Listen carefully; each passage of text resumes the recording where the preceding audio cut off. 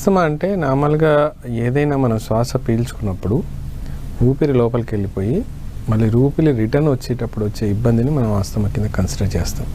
అంటే ఊపిరి ఒక్కటే మూమెంట్లో మనం చేసిందని ఆస్తమా అంటామంటే అలా కాకుండా ఒక కంబైన్డ్ సిమ్టమ్స్ ఉంటాయన్నమాట. అంటే పిల్లి కూతురులాగా సౌండ్స్ రావటం మన శ్వాస వదిలినప్పుడు, రెండోది శ్వాస తీసుకోవడంలో కూడా ఇబ్బంది అనిపించడం, ఏదైనా ఒక మాట మాట్లాడడానికి ఒక కంప్లీట్గా ఒక సెంటెన్స్ ఒకటే బ్రీత్లో చేయలేకపోవడం, అంటే ఆగుతూ మాట్లాడుతూ శ్వాస తీసుకుంటూ శ్వాస వదులుతూ మాట్లాడే పడే ఇబ్బంది, మళ్ళీ శ్వాస కోసం వెంపర్లాడటం, అంటే గాలి బయట దొరకనట్టుగా లేకపోతే ఆ గాలి మనకు సరిపోనట్టుగా బాధపడటం, ఈ లక్షణాలు అనేవి మనకు ఆస్తమాలో ఎక్కువగా కనబడుతూ ఉంటాయి.